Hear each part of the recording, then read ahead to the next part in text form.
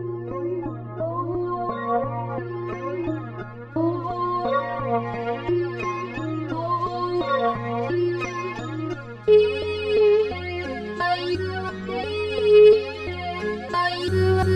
scorch the earth with these hot lines for the millionth time. Fire and brimstone erupting from the microphone. I steal the show and like a thief in the night. Hey everyone, and welcome to the podcast formerly known as West 4th and Goal. You and I had a good thing going before the pandemic shut us down a few years back, right. But it's good to be back in the studio again. It is nice to be here. I'm starting to enjoy podcasts. I feel like I'm listening to them more and more now right. for some reason. Yeah, I think we got in a little early. We were kind of got in 2018 is when we started and did it for a few years.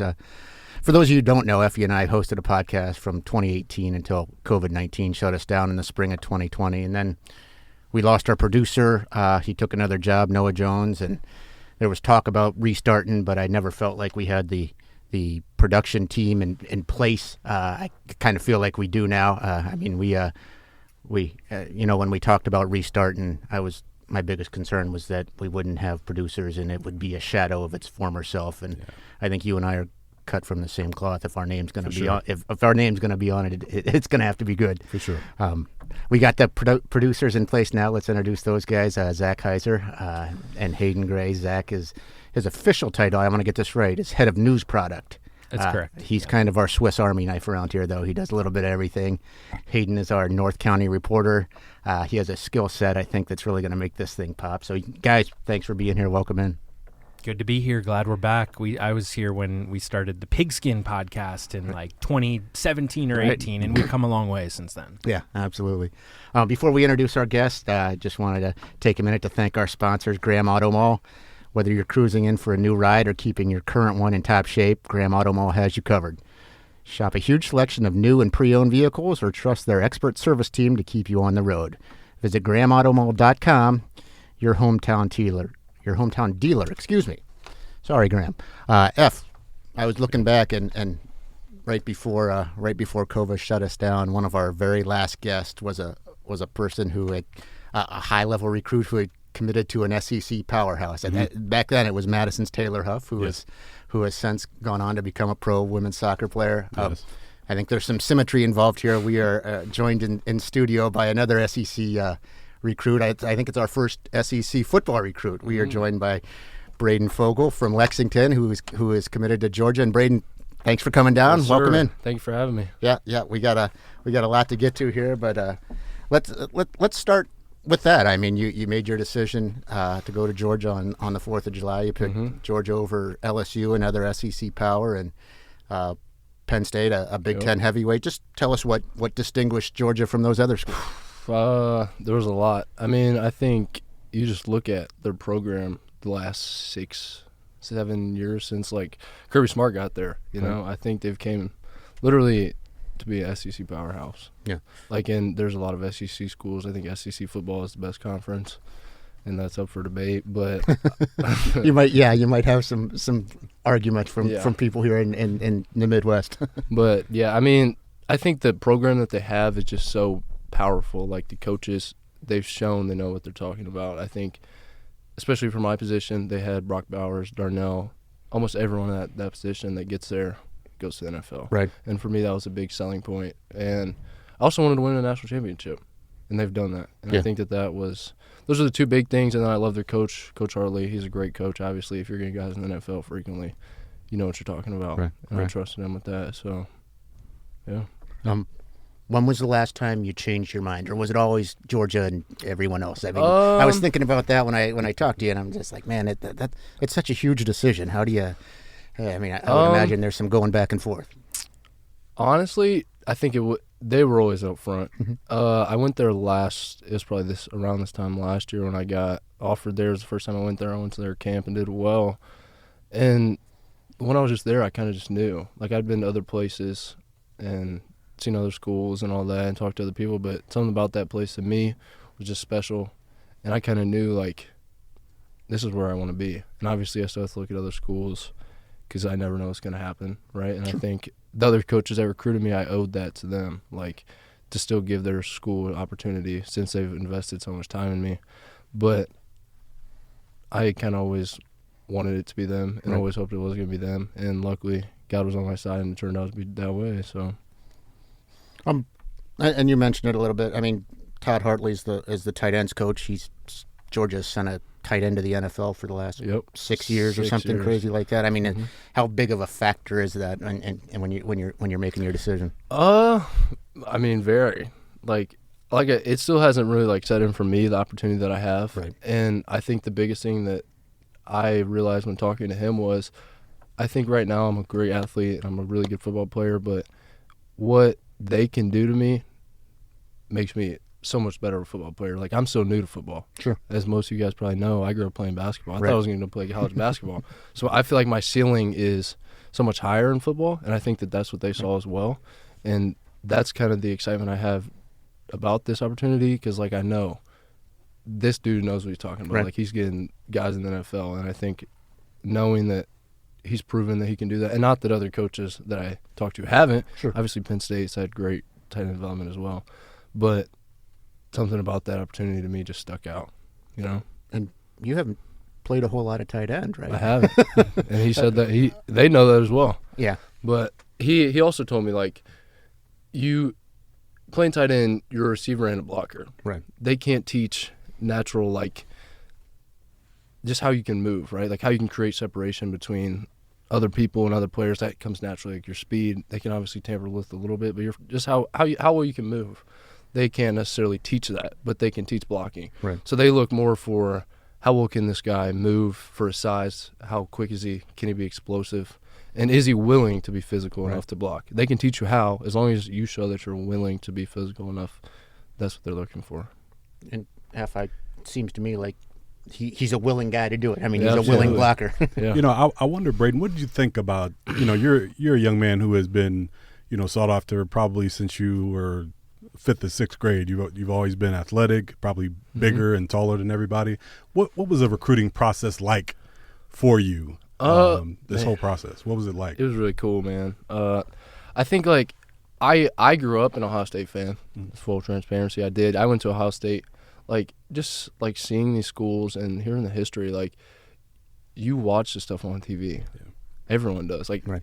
Everyone watches college football, right? And I think just knowing, like I just said, it still hasn't sunk in with me. The opportunity that I have is surreal. I don't think it'll feel real till game 1 next year, right? And I think it's just such a cool opportunity. Just, I can't even put it into words. And I'm sure Joey couldn't either on my team going to Michigan State. You just watch this stuff on TV, and you don't think wow, this is going to be me until it's actually real. So I mean, I'm super excited for the opportunity. Are you now that the decision is made? I mean, are you glad that the process is over? Absolutely, yeah. It also gives me a little bit more I can take a deep breath and focus on Lexington football right now. That's my number one goal. Let's go out and win week 1. That's what I'm focused on right now. I don't have to worry about I need to go into the game and get 4 touchdowns and 700 yards so I get looked at and all this other stuff. I don't care about that anymore. It's nice to have that. Right. Now, and if we talked a little bit about, but college recruiting, that whole landscape has changed a lot with NIL and transfer portal and all that stuff. I mean, I'm not going to ask you what or if you have an NIL deal, but I mean, is that a conversation that happens now between you and recruiters? Is that something that's talked about? Yeah. They normally talk about that on the back end. I talked about that with the schools on my official visits, which is the end of the recruiting trail. This is when you got to lock it in time. And it's definitely different now. But, I mean, to me, NIL isn't the reason that I'm going to school. And I think that that's the difference between a lot of other recruits. You have some recruits that there were some visits I went on and kids were whoever offers me the most money, that's where I'm going. Right. I didn't want to be that. I kind of knew where I wanted to go, no matter where my NIL was. And obviously I'm still getting stuff. I'm getting plenty for an 18-year-old. It's absolutely insane. But, I mean, yeah, I was just trying not to make it the whole picture, if that makes sense. Right.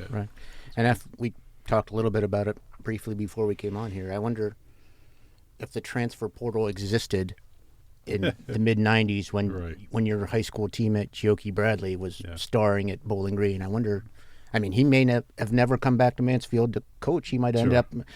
For those of you who don't know, Choke was a big-time recruit, and from what he told me, he didn't have his academics where they needed to be. Mm-hmm. And by the time he qualified, Michigan had moved on. But Michigan was all over him. I mean, I suspect that if he was playing in today's age, he would last a year at Bowling Green and then go to Michigan, go to Ann Arbor. Probably. And, that's how things have changed over the years. And, it's interesting, what you say about NIL. And I've always been a proponent of NIL, even before it came on, because I've always felt like I've always felt some kind of way about schools getting involved. But I've always felt like if a young person put their heart, sweat, and tears into a sport or being athletic or working hard, and people just know who you are, like Brayden, people have known who you are since you were a little guy.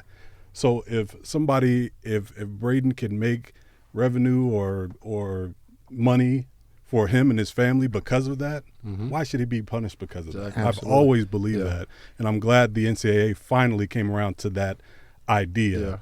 So I've always been a proponent of that. But like you said, Curt, if things went like that years ago, I think a lot of people's lives would have been changed a long time ago, along with you. Yeah, absolutely. And we touched a little bit on it here, but I mean, you were, for better or for worse, you came into high school with a lot of expectations on your shoulders. I mean, what was that like for you? I mean, was it awful? Was it? I mean, it seems like it's a lot for a 14-year-old kid to handle. I mean, I thought it was pretty cool. Like, I turned 15 on the day we played Ontario week 1 for football. That was really cool for me. I scored that day. But I think it was, it was just cool. Like, people knew who I was. High schoolers knew who I was. I struggled a little bit before that. I feel that some of the high schoolers were saying things, like as a lot of high schoolers do now, about the younger kids coming up. But once I got into high school, like, I love those kids. Yeah. The kids that were seniors when I was freshman, I still talk to a lot of them. Like that year I had from the basketball season and football season, I made so many new friends and people I didn't think growing up that I didn't grow up with. I didn't think I was going to know guys like AJ and Elijah and Brayden and all those other guys that I grew up with. So that was pretty cool, just getting to experience something new. And I mean, you have a lot of expectations, but I think you kind of deal with it. If you want to go play in college football, you're going to have expectations. Right. So who really cares? And you, as a former coach, I mean, you coached a kid at Mansfield Senior, Keon Johnson, who wasn't a starter as a freshman, but he certainly came in and contributed a lot as a freshman. And there's some chemistry things I would think that need to be juggled there. Well, sure. Yeah. Well, and it's about, their attitude and coming in, how what their expectations are, and then what they have established coming into their role as part of the team. So I think Keon's a great example. He had established that he cared about winning more than anything. And I think that leads me to a question for you, Brayden. Like, what's your expectation for yourself? And I know Georgia has, they have a standard. So I guess my question for you is, what's the expectation for yourself coming in as a first year guy going into such a big monster in the that's SEC? A very good question. I mean, that's kind of hard to tell right now. I think they're so good that there's a lot of guys that you can be the best. Obviously, they had the number 1 tight end last year. He's a little bit different of a tight end than I am, but he doesn't know if he's going to play the first year. So I think for me, the biggest thing is just taking advantage of the opportunity that I have in ways like the strength staff and the health and nutrition staff that I'm going to have, and just being on the field is just go all in. I have an opportunity that almost no one else around here has ever had, and I just have to make sure that I take advantage of that opportunity, because the next 4 to 10 years of my life is going to change my life so much in the future. I could set myself up for such big things. So I think the biggest thing is for me will just be one day at a time and make sure I'm getting the most out of every single day. I can't guarantee myself anything more or anything less, but as long as I know I'm giving everything I have and taking advantage of the opportunity, I can't ask for anything more. Absolutely. Did they tell you if you were gonna if you had a chance to start as a freshman or get some playing time as a freshman? If I talked to the strength staff and Coach Smart and my position coach, if I do everything I'm told to do, how I'm supposed to do it, I'm very confident I'll see the field in one way or another. Nice. I may not be the starter, but I think I'll definitely be on the field. Nice.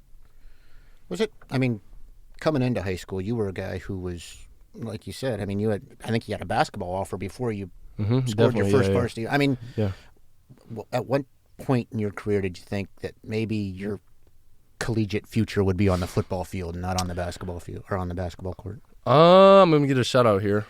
As you guys were just talking about it, but Chuck Bradley told me back in 7th grade I would be playing college football. So, but for me, I didn't believe it till probably my sophomore year. Like in the year, I was like, I could be doing this. So I'm going to take it serious this year. I could do it in the future. I don't know. We'll see how the next year pans out. I got I think it was that February I got my first offer. Okay. And then I got a few more, and I was like, yeah, this is probably what I'm going to go ahead and do. Like, I was getting offers, and basketball, honestly, just wasn't – I still enjoy playing basketball, and I always did, but, football games were so much more exciting than basketball games for me. And I think for a lot of even people watching, there's a reason so many people watch college football more than college basketball. Yeah. If that makes sense. Yeah. So if we twisted your arm, you're a football guy now and not a basketball guy. I definitely am now. Yeah. So and you and I talked about it briefly here before we came on. I mean, last year you guys qualified as a 12 seed, and the way that the OHSAA has changed things this year, I mean, they've contracted the playoffs so that now instead of top 16 teams in each region that make the playoffs, it's 12. I mean, you guys would have just barely snuck in last year. I mean, do you have any feelings about that? Do you like the smaller field, or you I mean, I don't necessarily like it more.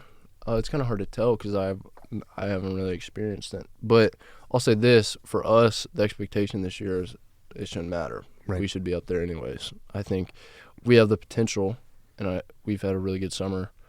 As long as we lock in these next couple of weeks, it shouldn't matter for us. I think we should be up there making the playoffs. We should know we're making the playoffs after week 5 and be like, okay, we're 5-0, 4-1. We're not going to lose any more than one more game at this point. We're going to get in the playoffs. So I don't think that I'm super worried about it unless I'm wrong in my estimation here of how we're going to be, but I'm confident in us. Right.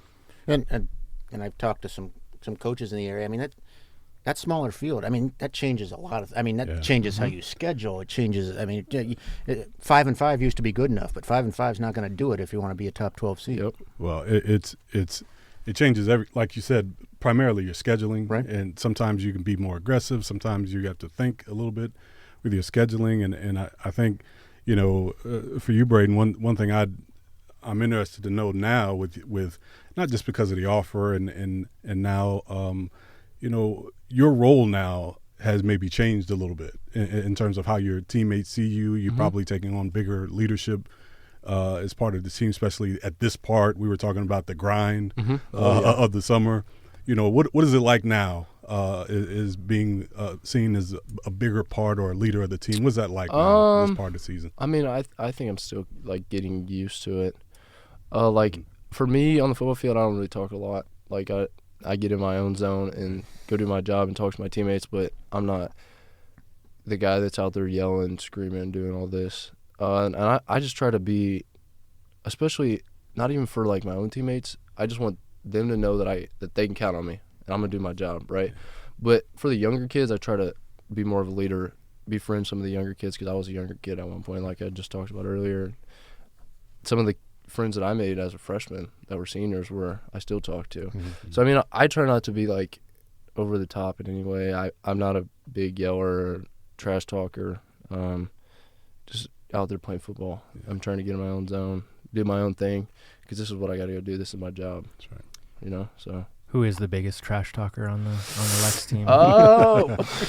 or if you don't want to answer that, who's the vocal leader? Who is the yeller and screamer besides the coaches? We got our leaders. I'll give a big shout out to Markel, even though, Markel's got stuff going on, but Markel's a big leader for us. I honestly don't think that we have one person that our whole team looks to. Yeah. I don't think that is because we have 20 seniors. Right. So that's a lot of people. Mm-hmm. We've all played. I think the biggest thing for us is rallying together. I don't think that there's one person that is going to do that, it's all of us. Right. Like, that's what happens when you have 20 seniors. But to answer your question, biggest trash talker is probably Avery or Seven. They love, yeah. We got into a little we had to run 16-100s. We just went to Ohio Northern camp because we were talking trash to some other team. But they were talking to us too. So, like, what do you expect? But, yeah. I mean, and you touched on it. I mean, you were part of a wildly talented class. I mean, Joe Caudell, the quarterback, is going to Michigan State, and Dontrell Hughes is going to go play Division I college football someplace, and Seven Allen is a college-level athlete, whether it's basketball or football, remains to be seen. But, I mean, are there expectations that you guys have for yourselves going into this 100%. season, and are those things you're willing to share with the rest of us? Yeah. Yeah. I don't know how you couldn't have expectations for this class. I think everyone does. Like, everyone knows that my class is the class, right? We like I just said, we have 20 seniors. Yeah. Like, what do you expect? And we've all been playing since sophomores. I don't necessarily think that we want to win the conference. Right. I think everyone wants to win the conference and get a home playoff game. Those are our goals, and just make a playoff run. Like, Lexington hasn't really made – I don't think we've won a regional championship in Lord knows how long. I don't know that. I think they made it to the regional final. I think Cade's sophomore year, that team with when Taylor Gerhardt was the coach and TJ and his crew. But I think that's as deep as it's been since then. I mean, that said, I would imagine last year's playoff experience. It was pretty cool. That's huge for you guys in terms of getting confidence, understanding what it takes. Yeah, we really turned it on. We started off so slow last year. I don't know what was going on, but if we play how we did at the end of the year last year, I think we'll be just fine this year. Right. We just got to make sure we're not waiting. Last year we had a tendency to let the other team attack us first. Now we're going to go attack them. I think we got to work on punching other teams in the mouth, and then going from there. Right. What do you think about the physicality? And I know you talked about how your mindset had, there's probably a period where you had to change from you realize, okay, I'm no longer of course you like playing basketball, but now I'm a football player now. So the physicality part probably has to come with that at some point. Yeah. When and how did that transition happen for you? That's tough. I mean, that it's just you got to accept it. Like you can't go play football and be scared. Yeah. And I'll give another shout out, Joey. Joey is someone that I really look to. Like, he's been playing linebacker since a freshman, so he knows how to stick his face in people. I played receiver as a freshman. I didn't even play defense. Right. And sophomore year, I was younger. I wasn't as strong, like playing on the D line. Like, it was tough, but I think he really showed me, like, the physicality that you have to have, like the mindset you have to have. You just have to, like, go. And I think I'm still working on that now, and I think I'm a lot better, even than I was last year. Just go, like, run through somebody. I don't think I until this year, I haven't really had, like, the thought of I got to go run through somebody. Or if I catch a ball in a hitch, stiff arm a kid into the ground, run a kid over, and go score. I don't think until like this year, I've really, like, implemented that into my own head. But yeah, still working on it. So 59 catches last year, 792 yards, 5 touchdowns, first team All-Ohio. I mean, individually, do you have individual goals, or is it more about the team for you? I mean, did you do the things you wanted to do? Yeah, I'd like to have a 1,000-yard season, but that's not. I want to win.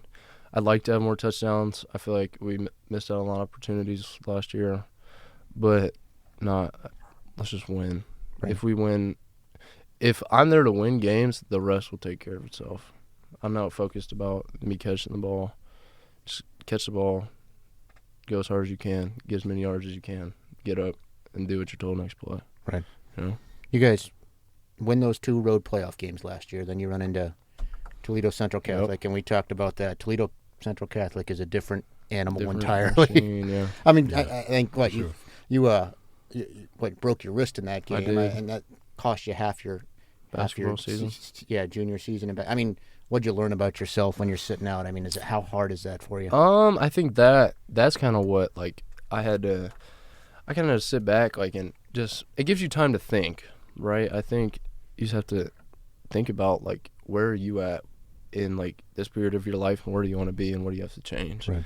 And I think especially being so young, I won't say it was a good thing, but like it was nice that I had that time to like really think, and I kind of just realized like I get turned up a notch in a way. Like there's more I got to do, and I took this offseason pretty rough on myself. It was a pretty rough offseason for me. I did a lot. I think it was the toughest offseason I've had, but I think it's starting to pay off right now. And I mean, just kind of just matured me a little bit and helped me realize where I need to be and where I'm at and what I got to do to get there, you know? Last year, 0-3 to start the season. Certainly not what you guys had envisioned. I'm sure you're ice skating uphill the rest of the year trying to get back to 500. Yep. I mean, how important is it? I mean, it's the same three county teams that you open the season with this year. How important is it, especially with a contracted playoff field, to avoid being 0-3? It's obviously very important. We just got to, like I just said, we got to go out and punch teams in the face. We play some good teams. Ontario's, they're very well coached. They're very physical. They're a younger team this year. Right. But, I mean, we won't really get to say or, like, see how good they are until we're actually playing them. Right. So, I mean, I think that if we do our job, like, we'll be fine. Shelby's obviously very good. They have a great quarterback, great receivers, very athletic team, well coached. In Clear Fork, I don't really know much about Clear Fork this year, honestly, but I think we just got to go out and do our thing. We can't focus on other teams. We play good teams, but if we do our job, we have the talent and coaching staff to win games. Right. And I think if we focus on ourselves, the rest will take care of itself. Right. You know? Right. Now you guys, I mean, it seems to me that just the way the season unfolded last year. I mean, was there a turning point for you guys? I mean, when did that happen? I think there was two. Okay. We won our first game, and that definitely turned us up. Right. And then I think it was after West Holmes. West Holmes we knew was a good team, and it was obviously a close game, but like we went in there and we won. That was like a dogfight game. Right. West Holmes is always good. West Holmes has been beating up on us for however many years it was since they've been good. And I think that game kind of just lit a fire under us, and we started taking it more serious. I won't even say another turning point, but our Ashland game, Ashland was 9-0 coming into us. Right. We gave them a game. Yeah, absolutely. I think we kind of handed them the game, honestly, and I don't want to say we would have beat them, but we were given probably the best game that they had all year, and I think that kind of gave us some confidence going into the playoffs. Not even, like, we still lost, obviously, but just knowing that team's 9-0, they're really good, and we just, I won't say handed them the game like I did, but we gave them a really good game, and I think that helped us a lot. Yeah, I know Joe was kind of beating himself up after that one last year because I think pick six maybe. Yeah, two. Two pick sixes in a 10-point game, and I mean for him to, and for all of you to kind of circle the wagons after that. I think that's a testament to the mentality of you guys. I mean, did you feel like you had to, circle the wagons? I mean, yeah, I'll say like we have some really tough kids on our team. Right. We aren't a team that's gonna give up. I don't think. Like just especially across the board. We don't want to lose. Like we're tough. We have some tough kids. Not to like toot our own horn, obviously, but like I was surprised last year even because the Lexington teams that I'd been on before that, we didn't have that. If we lost 3 games, well, season's over. Right. It was a good year. We'll go have fun the rest of the year. But I don't think that was the case. We want to win, and we figured out how to flip the switch no matter what way that was. We got it done, and I was very impressed with the rest of our team how that happened. And that's a culture thing, right, F? I mean, at some point you learn that those losses aren't. That's not good enough. Mm-hmm. Yeah, those things got to happen. I was just going to ask, like, do you feel like you guys with the 20 seniors, are you guys trying to establish?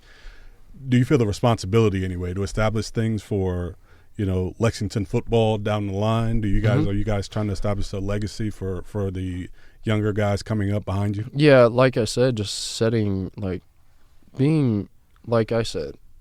When I was a freshman, I was making all these senior friends. That was really cool for me. So I'm looking up to them and thinking, well, they did this. We can do better than this. This looked like that. I know what it looks like now. Let's go do this. Let's match this. And I think that's hard, especially because the younger kids have to be bought into that as well. And I think we have some good classes younger than us coming up, but they'll be young. So, I mean, I think that's going to happen along the way if we do what we're supposed to do this year. I don't know if I've had or seen any classes with us that has the talent that we have.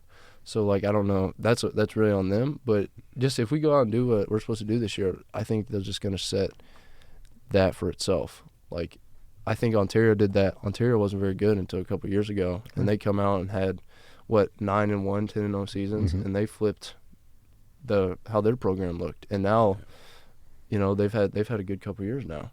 And I think that if we do that this year, just focus on us, that hopefully that'll take care of itself. How have you evolved, I guess, as a player since? I mean, you always talk to kids and they say, "Oh, it's slowed down for me a lot since I was." Yeah, I mean, is that part of it? I mean, just getting more comfortable.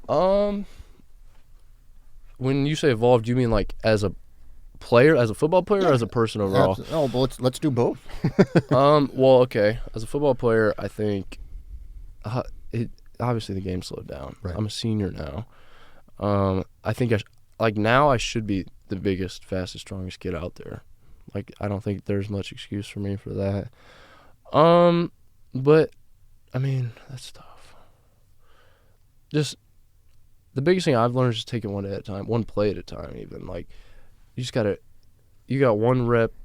Football is 4 to 8 second plays. Get the most out of that 4 to 8 second time window as you can. That's kind of how you look at it. And the other thing I've learned is, like, the little things make the big things happen. We say this a lot in film. Like, you don't realize the football is a game of inches. Right. And, like, every little thing that happens out there is going to set up the big things. One extra block is the difference between a 6-yard game and a touchdown. And I don't think you realize that when you're younger. Like, it's such a just detailed game. And it's actually pretty cool, right? I think. But I think that's just trying to learn and figure out how the game works and how what I do affects the 10 other people on the field. And I think trying to figure out, and I'm still obviously, like, that perspective on the game is pretty cool. And just still learning and figuring that out. But as a person, I think it carries over into football a little bit, just one day at a time with everything. Tomorrow isn't promised. Anything can happen. Get the most out of every day. And another thing that I've learned is try to take as much out of you can from every experience. Right. Like, last year we lost 3 games. We can either say we're done, or we can say this is what we've done the last 3 games. This is why we're losing. Let's flip this around. Right. And I think that's a general, like, principle of life. Like, everything that happens to you, there's a reason it happened, good or bad. And I'll take from that and learn from that and go be better every day, just 1% better every day. Right. And I think it's pretty neat to see young guys evolve and become a lot more. I interviewed you when you were young, and you seem a lot more comfortable in your own skin now. Yeah. Is that kind of how you feel? I mean, just growing into who you are. Yeah, I mean, like you said, I had a lot of expectations on me, especially coming in as a freshman.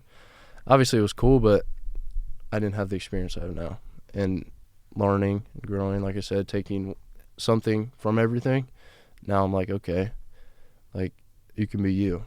If people like you, they like you. If they don't, they don't. People are going to say bad things about you and make stuff up about you and slander your name no matter what. So, Brayden, I was going to ask, because it seems, pressure's always been a thing, but from my perspective now, it seems like pressure is at an all-time high for kids in high school. Obviously, you're kind of even a tier above that. Yeah. You've been facing that for a long time. Is there anyone in particular or groups of people, whether it's your teammates, coaches, family, friends, that you really lean on to kind of, because like you said, there will be people when things are given to you that, whether it's jealousy or just trying to tear you down, who do you kind of lean on to just keep your head straight? That's a great question. I think I have a very small circle. There's people when, like, you're known, there's everyone that's trying to say they know you and are friends with you and all that, but I think I have a very tight circle. I have my best friends, they're twins. I have their parents who are like my second parents, my mom, my grandpa, my uncle, and some other people that I have. Like, just a very tight group of people that I know I can trust at all times. Like, those people to me are like, I had a lot going on last year. At the beginning of the year, I got hurt and dealt with some things from my peers that I struggled with a lot, and it was hard trying to balance that and figure that out. And one thing I learned from that is, like, you don't have to do everything alone. Right. When you have to be able to find your people and know that you're solid in those people and that you can go to those people no matter what. And, I mean, that's one of the most beneficial things I have for me is 8 to 10 people in my family and close friends that I know I can trust no matter what it is. That allows me to, and also get new perspectives on things and grow and see my flaws and what I can do better at and where I can, like, grow. If that makes sense. Right.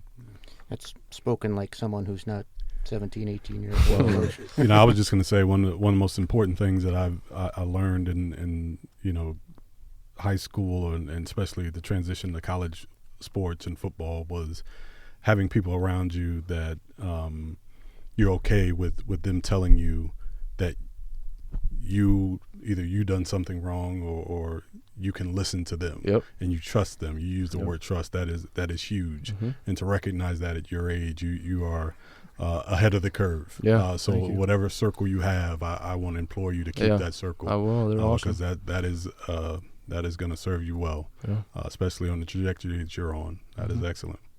Well, I mean, what do you do well? What do you need to work on before you head for Athens next year? Oh, yeah. Football-wise, or do you just want the whole picture? Absolutely all of it.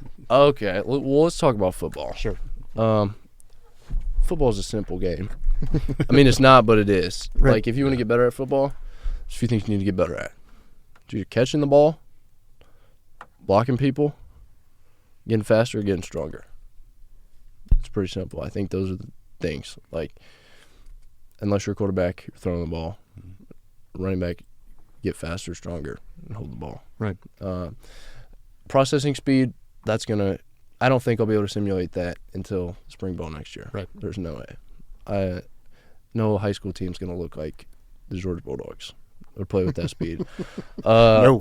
You know what I'm saying? So that – I think another thing that'll be tough for me is just going away, being so far away. Right. Like it's there's so many new people, and that's gonna be good and it's gonna be bad. I won't have my circle of people that I can lean on in my house, right next door, 5 minutes away, 10 minutes away, wherever. Right. I think that'll take some getting used to. I'll have to be able to bear responsibility on my own for myself. Mom always says, like, there's so many things I need to work on, like learning to do my own laundry. Mm-hmm. I don't do my own laundry. Mom does my laundry. Right. I'm not used to that, right? Yeah. So just time management, that's going to be a big thing as well, just scheduling. I'm trying to work on that a little bit now, but I can't simulate that. I don't have to wake up at 5:30 and go to breakfast and lift and pre-practice and all that stuff. Well, let me tell you, there'll be a GA at your door. Oh, yeah, if you're late. Oh, yeah. Escort you at down. Georgia, there'll be a GA at your door if you're 2 minutes late. Yeah. But, yeah, there's just so much stuff. Like, I'm really excited for it to see the person, see if I'm either going to fold and fall back or I'm going to turn into the person that I want to be. And I'm excited to see how I handle that. I don't think I can simulate it now, like I just said. But it's so exciting. Like, the next 3-4 years, I'll be a completely different person, which is hopefully a good thing for the better. Not completely, but, experience is what makes us who we are. Yeah, yeah. So, have you, and the only reason I ask is because at some point, football runs out for everybody. Mm-hmm. I mean, have you thought about what you want to major in? I think I'm going to major in business. Okay. I'm not exactly sure what I want to do. Hopefully, I have a good enough career where I don't have to really come up with a job. If that makes sense. Mm-hmm. But I need that degree just to make sure. I don't think anyone really wants to work unless it's something that you enjoy doing. So I'm not exactly sure what I want to do, but I have an idea. But we'll see. I think I got other stuff to take care of first. Sure. See where these next 3 to 4 years are. I would like to own my own training facility, like a gym. Shout out to my trainer Harry. He does that. He's the owner of Fleets Fitness Center. That's where I go to work out. Okay. But just make my own, train other athletes. Sure. To get kids better, kids my age. Like, what do you need to work on? I've been through this. Let me help you. Right. And not just a trainer or mentor to those kids. That's what I want to do. Hopefully, if I have a good enough college and hopefully NFL career. But that all depends on how I respond to these next few years. Sure. You know? What do you like to do when you're not catching passes or scoring baskets? I was a big gamer. Okay. I love playing. A lot of that game. going around with young kids. Yeah. But I don't really like enough time. I have enough time for that anymore. I love going to Cedar Point. Okay. I literally probably go to Cedar Point once a week. It's pretty bad. Like my friends get burnt out of going because they don't love it as much as me. Are you a roller coaster guy then? Oh yes. Okay. Oh yeah. Like What's your favorite? I was up there? weird. Probably Top Thrill, Okay. but there's so many. Like when I was a freshman, like they used to have like these little games on my computer where they like show a picture of a roller coaster in like China, and I would know the name of it. I was really weird. He's I'm a weird kid. roller coaster nerd. Yeah. I definitely was. Nothing a wrong with roller that. coaster nerd. Yeah. Yeah. I mean, just spend time with my friends. Right. Like, I don't think that there's much like else to the world than you only die with the memories and experience that you had. So why not just try to make the most of every day? And that's from the simple things, from the people you're around. Like, if I was here or in my house, but with different people, it wouldn't be the same. Right. That wouldn't be my home. My home is where my people are and where I can be myself and not worry about that. I mean, I spend a lot of time, like, my best friends, they're twins. Like, they literally just show up at my house. Like, he calls my mom. He doesn't even call me anymore. Like, that's the kind of friends that I have, and just being around them. And don't get me wrong, he can be annoying, but like, those are the people that you want in your life, right? Sure, like, sure. I think that's what I enjoy doing the most, is being around them and stuff like that, because that's all that really matters at the end of the day. You know what I like, Curt? I and I like the fact that, you talked about the NFL and a lot of people, you talk to a lot of young guys who are going to big name schools, and, you ask them what they want to major in, and they say, I want to major in this or that. And I love the fact that you put real verbiage to, like, look, I want to go to NFL. Look, I'm going to Georgia. Right. Yeah, Yeah. there's- You know what I mean? There's one goal. Don't I'm not, be confused. you know what I mean? I'm not going to Georgia because I want to study medicine. Yeah, You know what I facts. mean? I'm not playing on a football team, Mhm. but I also like the fact that you said I do have goals. I do have things I want to do with my life. But, being a young man who has thoughts and dreams of being in the NFL, have you really thought about that? When you think about being in the NFL, what does that feel like? What does that vision look like for you? That definitely, I haven't even thought that through. Honestly, I didn't even watch the NFL. Yeah. I always watch college football. Like, to me, that's so much more fun. Like, I don't have an NFL team.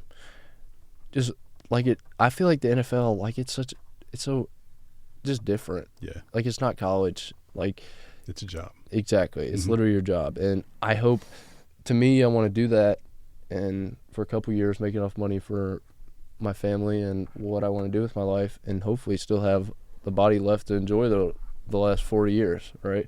I don't think I'm going in there to, like, do anything insane. I just want to go and have a good 6 years, maybe win a Super Bowl, do something a lot of people haven't done, and go find the next chapter of my life that I can enjoy. Right. It's a solid know? plan. Well said. Yeah. Absolutely. Before we let you go, I would be doing my job as a sports reporter unless I ask, are you gonna graduate early and enroll at Georgia next spring, or has that decision been made yet? I mean, that probably I'll have to talk a little more with, like, some of the people. There is a good chance of that, but Yeah, that's that's probably very exciting for me. But it's also really sad. I'm gonna miss playing basketball with my classmates. I'm gonna miss going to class with my classmates, Right. and seeing them. I grew up with those kids, since I was like 6. Right. We've been playing basketball together, so that it's exciting, and I still have to figure that out a little bit more, but it's that'll be a sad time for me as well. Sure. I'm looking forward to it, but And if we talked about it, I don't know if there's a right answer when it comes to that stuff. There's that's a tough decision. there's negatives, there's positives to both sides. Yeah, But, absolutely. I mean, we'll see, I don't know. Right. Well, whatever happens, we wish you the Thank you. The best yeah. of luck. We certainly appreciate you coming down here. Absolutely. That's going to do it for this week. I hope you guys tune in next week. So until then, thanks for stopping by.